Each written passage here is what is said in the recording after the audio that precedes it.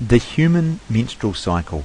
This is really a story of chemical communication between your pituitary gland, which is located just below your brain, and other parts of your body. The first signal is sent from your pituitary gland to your follicle or a follicle, which obviously is in the ovaries. This signal is a chemical called FSH, which stands for follicle stimulating hormone. Yep, you guessed it. This stimulates the follicle to start to develop. Now, at some point, your follicle has got to say, whoa, whoa, whoa, I've got enough stimulation. So it sends a message back to the brain. Now, this message is a chemical called estrogen. This is negative feedback. So I have drawn the arrow in red. There is also a positive role of estrogen. It triggers the next development in the menstrual cycle. This is where your uterus starts to develop thickened walls in preparation for possible implantation of a follicle should it get impregnated, or should we say in biological terms, should it be fertilized. So our first signal was FSH, to stimulate the follicle to develop, and our second signal was estrogen, which has two roles: the negative feedback role of saying to the brain enough, and the positive role of telling the uterus walls to start to thicken in preparation. Eventually, enough estrogen gets to the pituitary gland, triggering the release of luteinizing hormone.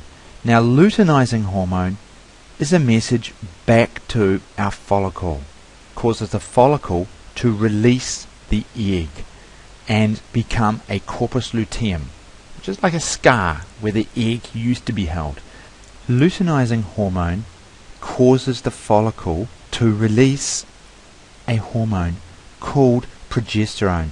Now, progesterone maintains the thickenings of the uterus wall in preparation for a fertilized egg to be able to implant.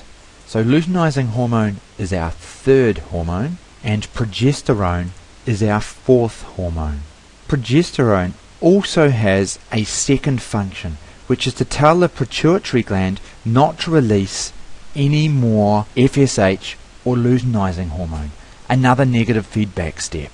So the whole thing has been about chemical communication, a message and a counter message all the time, so that we have FSH created, estrogen to say stop and thicken the walls, LH to say release the egg, and then progesterone to maintain the thickened uterus wall and to stop the pituitary gland secreting more of our starting hormones. If our egg is fertilized and implanted on our uterus wall, it will keep releasing progesterone, which keeps maintaining our thickened uterus wall, allowing a pregnancy to develop. However, if our egg is released, not fertilized, does not implant, it ends up being flushed out.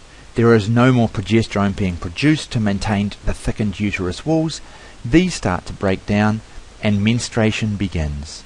This can also be explained in terms of the chemical messages themselves. We can also talk about this in terms of chemicals talking to each other, the hormones talking to each other. The first hormone involved was FSH. Now, when the levels of FSH get high enough, they trigger the second hormone to be released, which was estrogen. The levels are coming up over time. I'm using two-coloured line here because estrogen has both a positive and a negative feedback role. Once the estrogen levels get high enough, they trigger our next hormone to be released, which is luteinizing hormone. Now, this comes up in a very sudden spike and back down rather quickly. So it can be used as an indicator when we're looking into the health of a woman. Has she released her egg yet? This triggers an increased concentration of our next hormone, progesterone. When the concentration of LH reaches a certain level, it causes progesterone to be released at a much higher level. Get our progesterone, suddenly it's coming up.